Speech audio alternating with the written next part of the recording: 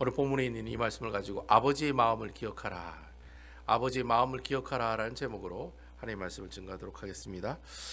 누가복음은 전체 24장으로 되어 있습니다. 24장으로 되어 있는데 누가복음에 있는 이 말씀의 이제 저희들이 지금 계속 강해 설교를 하고 있는데 15번째 설교까지 왔습니다. 누가복음 15장까지 지금 여러분들과 함께 살펴보고 있습니다. 이 누가복음 15장의 말씀은요, 여러분들이 아주 잘 알고 있는 말씀이죠, 그죠? 아마 여러분들께서 설교를 들으실 때 한 번쯤은 다 이 말씀을 들으셨을 거예요.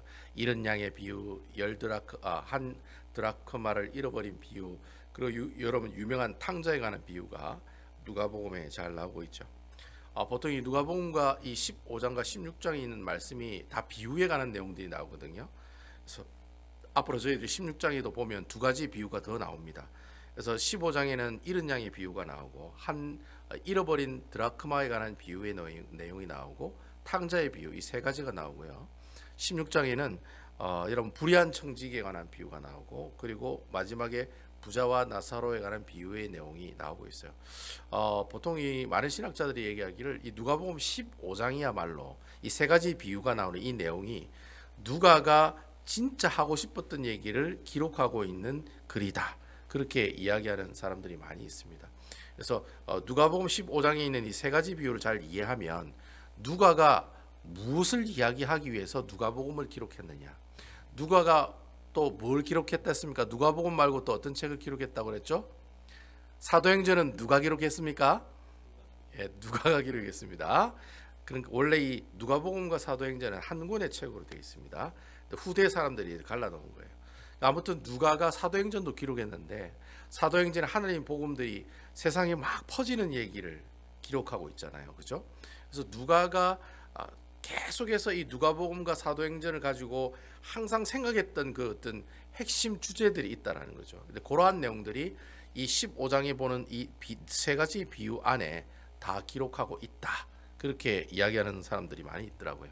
아무튼 여러분, 오늘 여러분들이 이 15장에 있는 이 비유의 내용들을 한번 여러분 살펴보면서 과연 누가가 이야기하고 싶었던 내용이 뭘까? 과연 이 본문의 내용을 기록하면서 정말 예수님께서 이 땅에 오신 이유가 뭔지, 그분이 하시는 일이 뭔지, 그 얘기가 이 세 가지 비유의 내용에 잘 나오고 있다라고 하는 것이죠. 그래서 오늘은 1절부터 10절까지 이 두 가지 비유를 살펴볼 거고, 마지막 세 번째 탕자의 비유는 토요일 날 새벽에 여러분들과 함께 말씀을 나눠보겠다라는 생각입니다. 어쨌든 여러분, 오늘은 잃은 양의 비유와 잃어버린 한 드라크마에 관한 비유, 이 내용에 대해서 한번 여러분들과 함께 살펴보도록 하겠습니다. 자, 우리 다 같이 누가복음 15장 1절과 2절에 있는 말씀을 보도록 하겠습니다.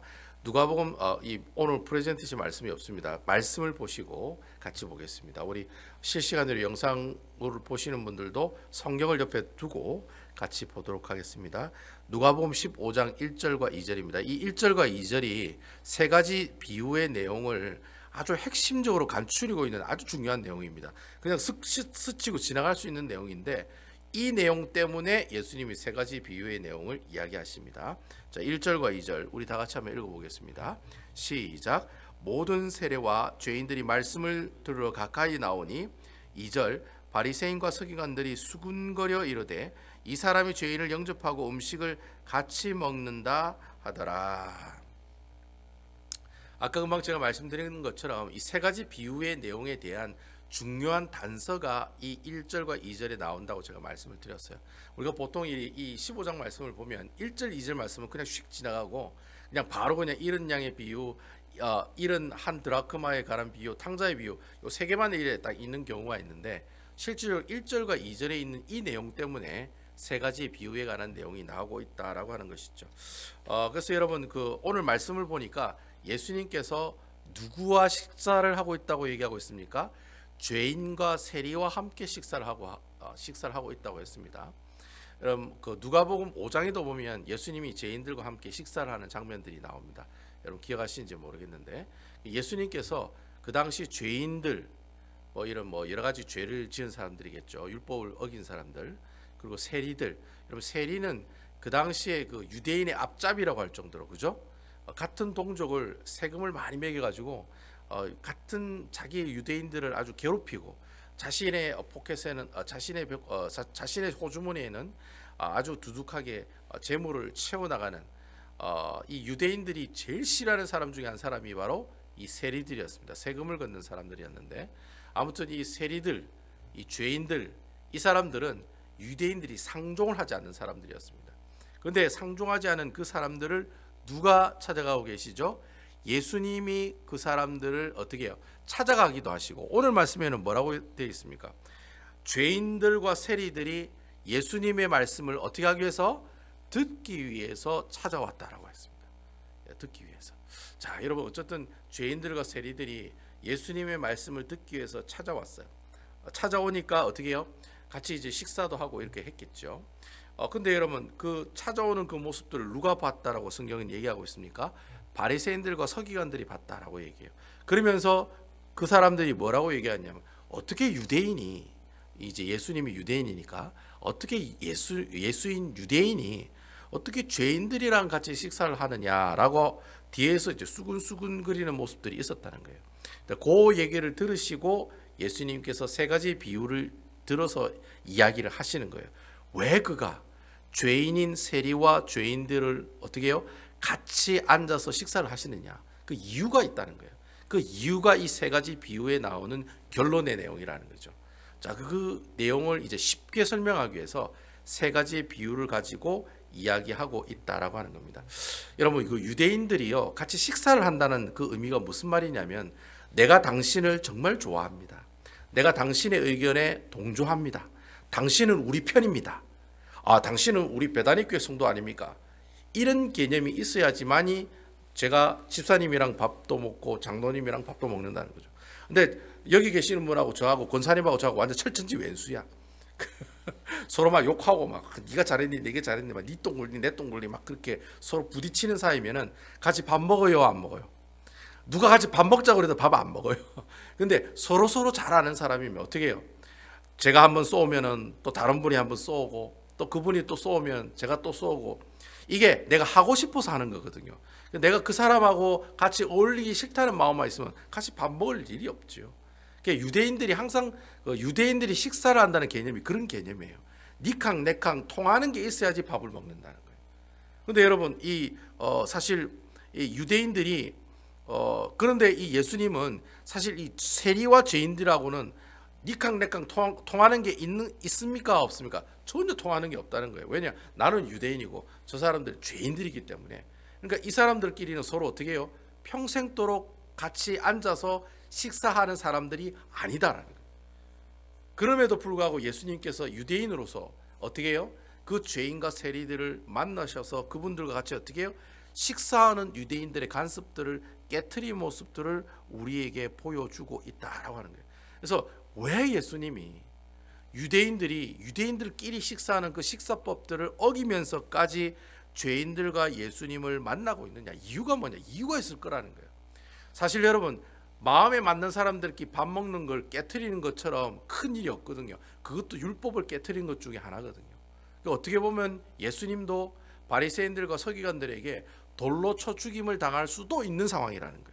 근데도 예수님께서는 그러한 유대인들이 가지고 있는 식사의 습관들을 깨트리시면서 죄인들을 만나서 어떻게 해요? 직접 그들과 식사하며 이야기 나누는 시간을 가진다는 거예요. 왜 그러면 예수님께서 유대인으로서 그 죄인들과 세리들을 만나서 밥을 드시느냐? 이유가 뭐냐? 바로 그 이유에 대한 답을 얘기하고 있는 내용이 세 가지 비유 내용에 나오고 있다라는 거예요. 그래서 그 첫 번째, 이제 왜 예수님께서 이 세리와 죄인들과 함께 식사를 하시느냐, 그것을 설명하기 위해서 내온 첫 번째 비유가 어떤 비유의 내용이죠? 바로 잃은 양에 관한 비유의 내용이다라는 거예요.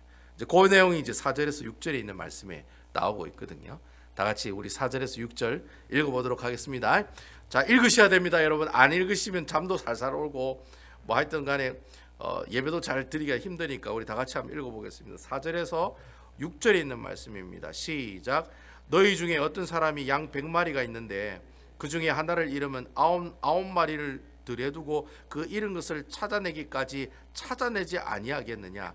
5절. 또 찾아낸즉 즐거워 어깨 메고 6절 집에 와서 그 벗과 이웃을 불러 모으고 말하되 나와 함께 즐기자 나의 잃은 양을 찾아내오노라 하리라. 자, 왜 바리새인들과 죄인들과 식사를 같이 하느냐라는 질문에 예수님께서 첫 번째 설명하기 위해서 이야기한 비유가 바로 잃은 양에 관한 비유였습니다. 여러분 이와 비슷한 내용이 어디에도 나오냐면 마태복음 18장 12절에서 14절에도 보면 나옵니다. 마태복음도 잃은 양의 비유가 나오고 누가복음에도 잃은 양의 비유가 나와요. 근데 잃은 양을 찾았다라는 그 개념은 비슷해요.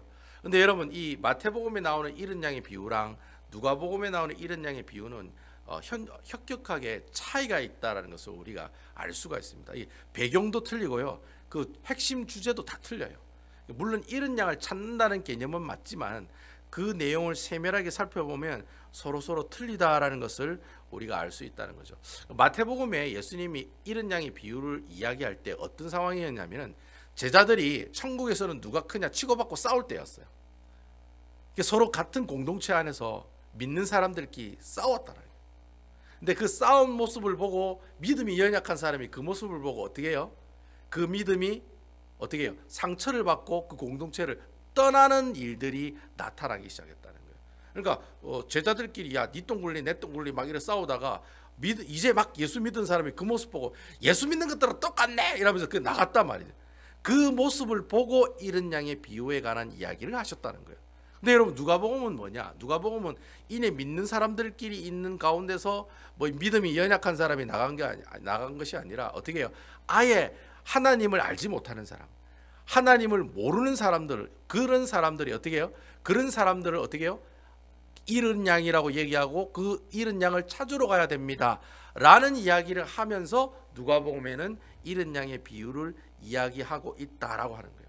그래서 여러분 마태복음에 보면은 잃어버린 양 할 때 잃어버렸다라고 하는 헬라 단어가 어떤 용어냐면은 이 잃어버렸다 할 때 이 잃어버렸다라는 마태복음에 그 나오는 잃어버린 그 문자의 뜻이 양이 잘못해서 잃어버림을 당했다라고 이렇게 표현할 수가 있어요. 그러니까 내가 물건을 잊어버리면 누가 잘못한 거예요? 그 양이 잘못해서 나갔다는 거예요. 그래서 양이 잘못해서 나갔다라는 그 잃어버렸다는 그 단어를 쓰고 있는데 누가복음에 오늘 우리가 읽은 잃어버린 양이라고 할 때 잃어버렸다는 말은 누가 잘못해서 잃어버렸다는 말이냐면 목자가 잘못해서 잃어버렸다는 말이에요. 그러니까 여러분 잃어버렸다는 그 단어의 개념도 마태복음이랑 누가복음이랑 다 틀립니다. 완전히 틀린 거예요. 마태복음은 양이 아주 나쁜 양이에요. 지독하게 말을 안 듣는 양이에요. 그 양이 어떻게 해요? 어디 뭐 그냥 가출을 해가지고 그래가지고 그 잃어버린 그 양을 찾으러 간다는 그런 뜻이고, 요 누가복음에 나오는 잃어버린 할 때 이 잃어버린 양이라 할 때 잃어버렸다는 말은 이 목자가 잘못해서 실수로 어떻게 해요? 양이 없어졌다는 거예요. 그래서 모든 누가복음에는 마태복음에는 잃어버린 양의 포커스가 있지만 누가복음에는 어디에 포커스가 있는 거예요? 목자에게 포커스가 있다는 거예요. 이게 아주 중요하다는 거예요. 그러니까 누가복음의 이 잃어버린 양의 비유의 핵심은 잃어버린 양이 핵심이 아니라 누구예요? 잃어버린 양을 찾아가는 목자가 이 비유의 가장 큰 핵심의 내용이다라고 하는 겁니다. 그런 내용들이 바로 이 잃어버린 양의 비유 가운데 나오고 있다라고 하는 거예요. 그러면 여러분 그 뒤에 나오는 한 드라크마를 잃어버린 여자의 그 비유에 관한 이야기가 8절 이후에 쭉 나오고 있거든요. 그러면 한 드라크마를 잃어버린 여자가 포커스에 맞춰져 있어요? 아니면 잃어버린 한 드라크마의 포커스가 맞춰 있어요? 누구에게 포커스가 맞춰 있어요? 여자에게 포커스가 맞춰져 있다는 거예요. 아시겠습니까, 여러분? 자, 그러면 우리 토요일 날에 말씀해 볼 건데, 그러면 탕자에게 포커스가 있는 거예요? 그 아버지에게 포커스가 있는 거예요?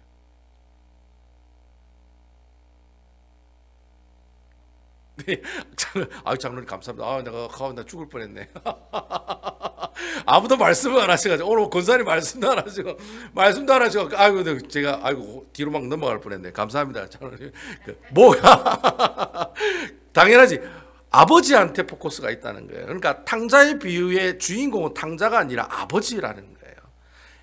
한 드라크마를 잃어버린 여자가 주인공이지 잃어버린 한 드라크마가 핵심이 아니라는 거예요. 잃어버린 양도 잃어버린 양이 주인공이 아니라 뭐예요? 그 잃어버린 양을 찾으러 가는 목자가 주인공이라는 거예요. 여러분 아멘이시죠? 그런 개념을 가지고 오늘 이 세 가지 이 비유의 내용을 여러분들이 살펴봐야 된다라고 하는 것이죠. 그런 이제 개념을 가지고 오늘 본문의 말씀을 보시면 은혜가 된다라는 거죠. 그래서 여러분 4절에 보면은 어떤 사람이 이런데 어떤 사람이 이제 목자를 말하겠죠. 4절 말씀에 보세요. 여러분 4절 말씀에 어떤 사람이 한데 이 어떤 사람은 당연히 누구겠어요? 바로 목자를 말하겠죠. 어떤 사람이 양 100마리가 있었다라고 되어 있어요. 여러분 이 100마리라고 할 때 이 100이라는 숫자는 이 사람이 진짜 100마리가 있었을까? 그냥 많이 있었다라는 개념이 맞다라고 하는 거죠. 굳이 그럼 왜 100마리를 적었느냐? 유대인들이 사용하는 숫자 중에 100이라고 하는 숫자는 많다라고 하는 뜻입니다. 많다. 아시겠죠? 그러니까 야 나 100마리 있어 이러면 뭐예요? 엄청나게 많이 가지고 있다라는 뜻입니다. 그러니까 양 100마리가 있다 이 말은 그 사람 진짜 딱 100마리만 있는 게 아니에요. 많이 가지고 있다는 말이에요. 아무튼 많이 가지고 있었어요. 근데 그 100마리 중에 한 마리 양을 찾기 위해서 어떻게 해요? 99마리 양을 버려두고 한 마리 양을 찾으러 간다. 보통 사람들이 이 내용을 보면 야 이거는 경제 논리에 안 맞다. 99마리가 중요하지 한 마리가 중요해서 왜 한 마리를 찾으러 가지? 라고 궁금해하는 사람들이 있는데요. 실질적으로 100마리 정도 양을 치려면은 목자가 한 명이겠습니까? 두 명 이상이겠습니까? 예, 목자가 많죠. 당연히 많이 있을 수밖에 없는 거예요. 그러니까 한 사람이 양을 찾으러 가도 나머지 99마리를 지키는 목자가 있어요, 없어요? 그러니까 목자가 있는 겁니다. 그러니까 여러분 근심 여러분 걱정 근심 다 묶어두고 여러분 99마리 내팽겨 치고 한 마리 찾으러 간 거 아닙니다. 99마리를 옆에 뒀다는 말은 그 99마리를 관리하는 목자도 있다는 거예요. 그러니까 아무튼 여러분 그 99마리를 두고 한 마리를 찾아갔다는 거죠. 왜 찾아갔느냐가 그러면 왜 그 한 마리 양을 찾으러 가려고 했느냐? 여러분 보통 이 100이라고 하는 숫자는 이 100이라고 하는 숫자는 완전수거든요. 충만한 수, 많다는 그런 의미예요. 그 완벽하다는 뜻이에요. 근데 그 완벽한 것 중에 하나가 부족해요. 자, 완벽한 것 중에 하나가 부족해요. 그럼 그 하나를 어떻게 해요? 끝까지 찾으려고 하겠습니까? 안 찾으려고 하겠습니까? 끝까지 찾으려고 하죠. 옛날에 왜 우리 그런 거 있잖아요. 보물을 찾는데 보물 7개 찾아야 되는데 6개는 찾았어. 그럼 하나를 찾아야 찾아야 돼요, 안 찾아야 돼요? 하나를 찾아야지 그게 퍼즐이 딱 맞춰가지고 막 보물 팍 이렇게 생겨나고 뭐 그런 게 있죠. 영화에 보면 그와 마찬가지예요. 99마리 양이 있는데 한 마리가 더 있으면 어떻게 해요? 완전한 100이라고 하는 숫자를 채우게 된다라고 하는 것이죠. 그래서 여러분 자 그렇다면 결국에는 99마리를 두고 한 마리를 찾아가는 것이 그 목자의 입장에서는 중요한 거겠어요? 안 중요한 거겠어요? 중요한 거라는 거예요. 왜냐하면 한 마리만 더 있으면 완전한 100이라는 숫자를 채우기 때문에. 그래서 그 목자는 그 한 마리가 진짜 필요했던 거예요. 그 한 마리가 뭐 미약하고 나약하고 심신이 건강하지 못한 양이라고 할지라도 어쨌든지 그 양을 내가 어떻게 해요? 찾아와가지고 데리고 오면 내가 가지고 있는 그 양은 뭐예요? 100이라고 하는 완전수가 채워지기 때문에 목자 입장에서 보면 항상 목자 입장에서 봐야 됩니다. 목자 입장에서 보면 그 한 마리가 너무나도 소중하고 너무나도 귀한 양이라고 하는 거예요. 그걸 꼭 찾아야지만 어떻게 해요? 100이라고 하는 숫자를 채워나가기 때문에 목자 입장에서 보면 양 한 마리가 그거 갖다 버리라 그냥 우리가 한 마리 그냥 잡아먹었다고 치자 이런 개념이 아니라는 거예요. 꼭 그 양 한 마리가 더 있어야지만이 어떻게 해요? 100마리가 채워지는 완전한 충만한 숫자가 채워진다는 거예요. 그런 의미에서 이 목자가 진짜 목숨 걸고 생명 걸고 이 한 마리 양을 어떻게 해요? 찾으러 길을 떠나게 되었다라고 하는 겁니다. 원래 여러분 이 양이라고 하는 것은 시각이 별로 안 좋아요. 이 눈이 별로 안 좋아요. 그래서 양이 보통 이 전방 한 10m 정도만 볼 수 있대요. 여기서 그냥 우리 여기 교회의 공간 요 정도만 볼 수 있대요. 그 벗어나면은 뭐 잘 보여요, 안 보여요? 뭐 잘 안 보여요. 그래서 양은 항상 누구의 음성을 듣고 쫓아다닙니까? 목자의 음성을 듣고 쫓아다녀요. 제가 이전에 그 성지순례의 어떤 박사님이 성지순례하는 그 내용 제가 프로를 본 적이 있는데 그 이제 박사님이 이제 광야를 걷다가 목동들을 만난 거예요. 엄청나게 양떼들을 많이 키우는 목자들을 만난 거예요. 근데 그 광야에 갑자기 막 비가 오는 거예요. 비가 오니까 이 박사님도 어떻게 해요? 동굴에 숨고 그 양을 키우는 모든 사람들도 다 양을 끌고 와가지고 그 큰 동굴 안에 양들이 원래는 많이 흩어져 있었는데 그 수많은 양들이 막 섞여가지고 그 동굴 안으로 다 들어오는 거예요. 그래서 그 박사님이 그 목동들한테 그렇게 얘기했대요. 아니 지금 양들이 섞였는데 이게 네 양이다 내 양이다 네가 어떻게 아냐 이래 물어봤대요. 그러니까 물어보더라고요. 그러니까 그 목동이 뭐라고 얘기했냐면 비가 그치고 나면 안다고. 조금만 기다려 보라고. 그 이제 비가 그쳤어요. 이제 비가 그치니까 어떻게 해요? 아 여기 있는 우리 박목동이 자 이제 가자 이러니까 어떻게 해요? 박목동 음성을 들은 양들이 다 저쪽으로 쫓아가는 거예요. 막 섞여져 있다가 그쪽으로 막 따라가는 거예요. 그리고 여기에 있는 이목동이 아이고 우리도 한번 가볼까 이렇게 하니까 어떻게 해요? 그 이목동 그 음성을 따라서 다 따라가더라는 거예요.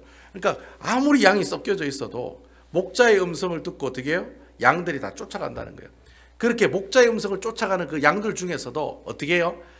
아주 목자의 음성을 잘못 들었다든가 아니면 좀 이렇게 심신이 약해가지고 어떻게 해요? 길을 잃어버리는 그런 양들이 있었다라고 하는 거예요. 하여튼 그렇게 잃어버린 양 그 한 마리를 찾기 위해서 어떻게 해요?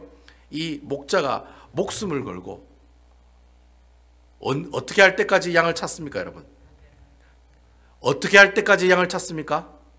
성경에 보니까 뭐라고 되어 있어요? 어떻게 할 때까지 양을 찾습니까? 찾아낼 때까지. 그게 아주 중요한 말씀이에요. 여러분, 그 한 드라크마를 잃어버린 여자가 어떻게 할 때까지? 찾아낼 때까지 등불을 켜고 빗자루로 비지를 하면서 한 드라크마를 찾아내려고 어떻게 해요? 목숨 걸고 찾으러 다닌다는 거예요. 그러니까 여러분 우리 주님이 한 어린 양을 어떻게 해요? 찾을 때까지 찾으러 다니시는 분이 바로 누구세요? 그분이 바로 우리 주님이시다. 그런 얘기가 오늘 말씀을 통해 우리에게 이야기하고 있다라고 하는 거예요. 결국 여러분 5절 말씀에 보면 이 목자가 양을 찾아요 안 찾아요? 찾지요. 찾을 때까지 찾으니까. 여러분 아멘이지요? 찾을 때까지 찾으니까 찾지요. 그게 1년이 되든 10년이 되든 20년이 되든 찾을 때까지 찾는 거예요. 그러니까 찾을 때까지 찾으면 결국 찾았어요. 근데 찾았는데 오늘 성경에 보니까 그 양을 자신의 어깨에 메고 할 때 이 어깨가 복수로 돼 있어요. 그러니까 한쪽으로만 이래 맨 게 아니라 양쪽으로 이래 맸다는 거죠. 여러분 가끔 성화에 보면은 양을 이렇게 양쪽으로 이렇게 메고 이렇게 하는 거 보시죠, 그죠? 이렇게 양쪽으로 어깨에 메고 어떻게 해요? 아홉 마리가 있는 양이 있는 곳으로 목자가 돌아오게 되었다라고 하는 거예요. 결국 여러분 한 마리 양을 찾았기 때문에 원래 양의 숫자인 이 100이라고 하는 숫자가 어떻게 해요? 채워졌다는 거예요. 그러니까 단순히 한 마리를 찾았기 때문에 이웃들을 불러가지고 잔치한 게 아니라는 거예요. 완전한 100마리의 수가 채워졌기 때문에 충만한 수가 채워졌기 때문에 그 기쁨이 너무나도 크기 때문에 어떻게 해요? 자기만 혼자 기뻐한 게 아니라 주위에 있는 이웃들을 다 불러가지고 함께 즐기고 함께 그 기쁨을 나누었더라 라고 이야기하고 있는 내용이 바로 이른 양의 이른 양의 비유에 같은 그 내용이 우리에게 전달하고 있다라고 하는 거예요. 그리고 이렇게 비유의 내용을 이야기하면서 7절에 보면 이제 결론이 나옵니다. 결론이. 이 어린 양의 비유에 대한 결론이 나와요. 여러분 우리 다 같이 7절에 있는 말씀 보겠습니다. 7절입니다. 다 같이 읽어보겠습니다. 시작. 내가 너희에게 이르노니 이와 같이 죄인 한 사람이 회개하면 하늘에서는 회개할 것이 없는 의인 99으로 말미암아 기뻐하는 것보다 더하리라. 결국 여러분 오늘 본문에 나오는 잃어버린 양은 누구를 지칭하는 거겠습니까? 잊어버린 양이 누구를 지칭하는 거죠? 아까 처음에 우리 얘기했잖아요. 1절과 2절에 보면 잃어버린 양이 누구예요? 죄인과 세리들이었다. 그러니까 지금 잃어버린 양이 죄인과 세리들이기 때문에 그 죄인과 세리와 같은 그 어린 양을 주님께서 어떻게 하시기 위해서 찾기 위해서 그들과 함께 뭘 했다? 식사를 했다. 그러한 비유를 어린 양이 잃은 어린 양의 비유를 통해서 이야기하고 싶었다라고 하는 거예요. 예수님께서 이 땅에 오신 이유가 뭐냐? 세리와 죄인들을 어떻게 해요? 말씀을 증거함으로 그들을 회개시켜서 그들로 하여금 어떤 사람으로 하나님 나라의 백성으로 만들어가는 그게 바로 예수님이 이 땅에 오신 이유라는 거예요. 그러니까 여러분 바리새인들과 서기관들은 야 너 왜 죄인들하고 밥 먹어라고 이야기하지만 비난하지만 수근수근 거리지만 원래 예수님께서 이 땅에 오신 이유는 뭐예요? 죄인과 세리와 같은 잃어버린 양들을 어떻게 해요? 어깨에 메고 찾아와서, 그 어깨에 메고 찾아와서 회개하고 하나님 나라의 백성이 된 그 세리와 죄인들을 보면서 어떻게 해요? 함께 즐거워하고 기뻐하는 그러한 모습들을 우리에게 보여주시기 위해서 예수님께서 이 땅에 어떻게 해요? 오셨다라는 거예요. 그러니까 이런 양의 비유를 통해 예수님께서 이 땅에 왜 왔는지를 오늘 이 본문의 말씀을 통해 우리에게 이야기하고 있다라고 하는 거예요. 그러니까 우리 하나님 아버지의 마음이 어떤 마음이에요? 이 죄인들이 회개함으로 하나님 앞에 돌아와서 어떻게 해요? 하나님 나라의 백성들이 되는 것이, 그게 바로 누구의 마음이에요? 그게 바로 예수님의 마음이고, 그게 누구의 마음이에요? 하나님 아버지의 마음이라는 거예요. 여러분 아멘이시죠? 예. 그래서 여러분 하나님 아버지가 이런 마음을 가지고 하나님 아버지 이러한 사역들을 언제까지 감당하신다고요? 아까 제가 얘기했죠. 언제까지? 찾을 때까지. 예. 찾을 때까지. 우리 하나님께서 이 죄인과 세리와 같은 이 죄인들을 어떻게 해요? 회개시키시고 하나님 나라의 백성을 어떻게 해요? 만드는 그 일을, 그 대상을 찾을 때까지 이 일들을 감당하신다는 거예요. 그래서 여러분 누가가 나중에 사도행전을 기록하잖아요. 그 사도행전이 그거잖아요. 하나님의 복음이 어떻게 해요? 땅 끝까지 전달되는 것이 바로 사도행전에 나오는 하나님 말씀의 마지막의 말씀이잖아요. 그러니까 하나님 나라의 복음이 땅 끝까지 전해져서 어떻게 땅 끝까지 전해진다는 말은 하나님께서 찾을 때까지 찾는다는 거예요. 그리고 난 다음에 누가 오시는 거예요? 주님이 오시는 거예요. 그때 주님이 오시는 거예요. 그러한 말씀을 오늘 이 말씀을 통해서 우리에게 이야기하고 있다라고 하는 거예요. 그러면서 오늘 8절에서 9절에 보면 잃어버린 한 드라크마에 관한 이야기가 나오고 있다는 거예요. 여러분 잃어버린 한 드라크마에 관한 이야기도 똑같은 내용이에요. 이런 양의 비유의 내용하고 똑같습니다. 나중에 결론도 보면 똑같이 그 문장이 똑같아요. 결론도 보면은 10절에 보면 똑같이 그 결론도 똑같은 내용으로 나와요. 한 죄인이 회개하여 하나님께로 돌아오니 함께 어떻게 하고 즐거워하고 기뻐하자. 이게 아버지의 마음이라는 거예요. 그러한 내용들이 잃어버린 한 드라크마의 내용에 이야기하고 있다는 거예요. 그러면 목사님 그 10드라크마 중에 한 드라크마라 잊어버린 게 어떤 의미를 가지고 있나요? 여러분 의미가 있습니다. 여러분 유대인 여인들이 결혼하고 나면은 우리는 결혼 반지를 받잖아요. 근데 유대인 여인들은 10드라크마를 받습니다. 여러분 이 드라크마가 은전입니다. 은으로 만든 돈입니다. 그러니까 10개의 은전을 신랑이 신부에게 주는 거예요. 자, 그러면 신부의 입장에서는 결혼 반지가 중요해요, 안 중요해요? 안 중요합니까? 오래전에 결혼해서 잘 모르시겠어요. 여러분 결혼 반지가 여자에게 소중해요, 안 소중해요? 너무 소중하다는 거예요. 그러니까 10개가 있어야지 결혼 반지로 인정을 해줘요. 그리고 이 10개를 가지고 있다가 10개를 팔아야지만이 내가 돈을 많이 받을 수가 있어요. 그러니까 내가 살다가 살림이 어려워지면 내 결혼 반지 팔아요, 안 팔아요? 판단 말이죠. 그러면 드라크마 하나만 팔고 5개만 팔면 되느냐? 그럼 값어치가 별로 없어요.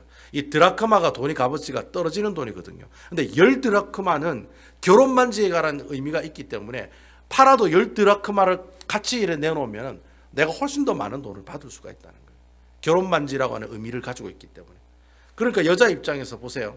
10드라크마가 있어야 되는데 한 드라크마가 없어졌어요. 여자가 이렇게 가지고 있다가 이제 분실한 거겠죠. 실수한 거겠죠. 자, 그러니까 이 여자가 이 또 말이 막 꼬이네요. 이거 한 드라크마를 잊어버렸는데 이 은전 하나를 잊어버렸어요. 그럼 이 여인이 결혼 반지와 같은 이 한 은전을 찾으려고 애를 쓸까요, 안 쓸까요? 쓴다는 거예요. 어떻게 할 때까지? 찾을 때까지 등불을 비추면은 은이기 때문에 반짝반짝 거리겠죠. 그래서 등불을 비추는 거예요. 등불을 비추고 혹시 유대인들이 사는 바닥은 다 흙으로 되어 있으니까 막 쓸어보는 거예요. 혹시 흙 속에 숨어 있나 싶어가지고. 어떻게 할 때까지? 찾을 때까지. 그 돈을 어떻게 해요? 찾기 위해서 애를 쓰고 노력을 한다라고 하는. 결국에는 여러분 그 드라크마를 찾아요, 안 찾아요? 찾아요. 찾아가지고 9절에 보면 뭐라고 됐습니까? 또 찾아낸즉 벗과 이웃을 불러 모으고 말하되 나와 함께 즐기자.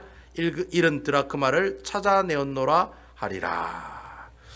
자, 여기도 이 내용에 보니까 어떻게 해요? 함께 즐기자. 아까 첫 번째 내용에도 보니까 함께 즐기자, 함께 즐기자, 함께 즐기자가 똑같이 나와요. 결국에는 이 여인에게 이 잃어버린 한 드라크마는 너무나도 소중한 물건이었다라고 하는 거예요. 결국 이 잃어버린 한 드라크마에 관한 비유랑 잃어버린 양의 비유, 이 비유의 결론이 뭡니까? 한 죄인이 회개하고 아버지께로 돌아오는 것이 그게 누구의 뜻이에요? 하나님 아버지의 뜻이라는 거예요. 그 얘기를 하고 싶었던 거예요. 한 죄인이 회개하고 돌아오면은 또 어떻게 해요? 서로 우리가 함께 즐거워하고 기뻐하는 것처럼 바로 그 기뻐하는 마음, 한 영혼이 다시 돌아오는 것이 바로 예수님의 마음이요, 한 영혼이 회개하고 돌아오는 것이 하나님 아버지의 마음이라는 거예요. 그 마음을 어떻게 해요? 우리에게 이야기하기 위해서 이 잃어버린 어린 양, 잃어버린 한 드라크마에 관한 두 비유를 우리에게 이야기하고 있다는 거예요. 그러니까 이제 예수님께서 이 땅에 오신 이유가 뭡니까? 안 믿는 사람들 회개해서 하나님 나라 백성들 만들면 누가 기뻐하는 거예요? 하나님도 기뻐하고 아버지도 기뻐하고 하나님 나라의 백성들도 다 함께 즐거워하고 기뻐하니까 이 일이 중요하다 안 중요하다? 중요하다는 거예요. 그래서 중요하니까 잃은 양의 비유와 이 한 잃어버린 한 드라크마에 관한 비유, 나중에는 탕자에 관한 비유, 이 세 가지가 그래서 중요한 거예요. 누가복음이 누가를 쓴 이유가 거기에 있는 거예요. 수많은 사람들이 그리스도의 복음을 듣고 하나님 나라의 백성으로 회개하고 돌아오면 그게 하나님께서 기뻐하시는 뜻이요, 그게 하나님께서 원하시는 바다. 그래 원하시니까 예수님께서 누구를 만들어서 제자들을 만들어서 어떻게 해요? 그들로 하여금 온 유대와 사마리아와 땅 끝까지 이르러 내 뭐가 되게 하리라? 증인이 되게 하기 위해서 제자를 파송하고 보내시고 그들에게 어떻게 해요? 하나님의 놀라우신 능력들을 주시면서 복음을 증가하라고 말씀하셨다는 거예요. 그 얘기가 이제 사도행전까지 쭉 연결되고 있다라고 하는 겁니다. 제가 오늘 이 말씀을 보면서 하나님께서 우리 베다니 교회에게 주시는 말씀이 뭘까? 저는 그렇게 봐요. 여러분, 교회라고 하는 것이 하나님 나라의 복음을 증가하는 일들을 상실하거나 잊어버리게 되면 이 교회가 어떤 교회가 됩니까? 그냥 마음 맞는 사람들끼리 모인 개모임밖에 되지 않는다는 거예요. 그러면 교회가 교회로서 항상 가지고 있어야 될 생각들이 뭐냐? 그것은 항상 믿지 않은 영혼들을 위해서 전도하고, 그리고 어떻게 해요? 영혼들을 그 전도하는 사역들을 절대로 중지해요, 중지 안 해요? 중지하지 않아야 된다는 그 생각들을 항상 교회가 가지고 있어야 된다는 거예요. 특별히 여기 계시는 중직 여러분들은 교회가 선교를 해야 되겠다는 생각 절대 잊어버리시면 안 되고, 전도를 해야 된다는 생각을 절대 잊어버리시면 안 된다는 거예요. 저희 교회가 참 어려운 가운데 지금 선교사님들을 위해서 우리가 돕고는 있지만, 적은 돈이지만, 그렇지만 여러분, 우리가 선교사님에게 기도하고, 우리가 마지막에 수요일 예배 때 마지막에 항상 선교사님들을 위해서 기도하는 것처럼 기도하고, 또 우리가 분기마다 한 번씩 적은 돈이지만 하나님 앞에 보내드리고 있잖아요. 그러니까 이런 일들이 계속해서 어떻게 해요?